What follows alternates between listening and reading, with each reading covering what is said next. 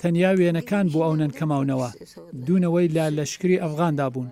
بەڵام کاتێک داعش لە سووریا باڵادەست بوو دەستی بە وێرانکردنی شوێنە پیرۆزەکانی شیعە کرد. ئەوان چون شەڕی داعش بکەن هەرچەند بنەماڵەکانیان پیان ناخۆش بوو. باوانیان و هەمووی ئێمە تکامان لێکردن نەچن، بەڵام وتیان دەبێت بەرگری لە شوێنەکانی پیرۆز بکەین. ئەوان بەنهێنی ڕۆیشتن لە پێشدا بۆ ئێران و دوای چوون بوو سووریا و پەیوەندیان کرد کە لە ئەو شوێنن. ئەو شیعانەی ئەفغانی 2 ساڵ لە سووریا شەڕیان کرد، بەڵام چەند مانگ پێش کوژران و لە شاری مەشهەد بە خاگەسپێردران.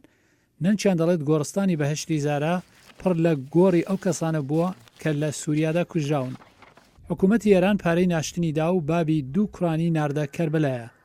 ئەو خانمە دەڵێن نازانێت داخوا بنەماڵەکانیان یارمەتی تری وەرگربێت یان نا، بەڵام هێشتا لە تاران دەژین.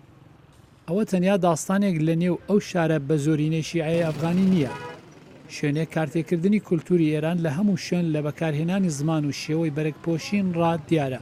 کەسانی لێرە دەڵێن نانوسیکردن بۆ شەڕ لە سووریا لە زۆربەی شوێنە گشتیەکان ئازاد بوو. مەلاکانی شیعە لە هەریم جاری وایە لە قوتابیان کەڵکیان وەرگرت خەڵک هان بدەن بچن لە سووریا شەڕ بکەن بۆ ئەوەی بەرگری لە شوێنەکانی پیرۆز بکەن. بە گوێرەی راپۆرتی نیویۆرک تایمز، ئێران مەشقی بە هەزاران شیعەی ئەفغانی دیوە و ڕەوانەی سووریای کردوون. ئەم سیاسەتوانە هاوڕایە. گەلێک بنەماڵە تەرمی کوژراوان لە سووریایان هێناوەتەوە و لێرە بە خاکیان ئەسپاردوون وە گەلێک جار لە ڕاگەیاندراوەکانی خۆجییدا ئاماژیان پێکراوە. تەنانەت ڕێبەرێکی ئێران لەگەڵ ئەو بنەماڵانەی پیاوەکانیان لە شەڕی سووریادا کوژرابوون کۆبووەوە. خەڵکەوە دەزانن. ئێستا کە شەڕ لە سووریادا کەمتر دەبێتەوە، گرژیەکانی نێوان سعودیە و ئێران لە زیادبووندایە.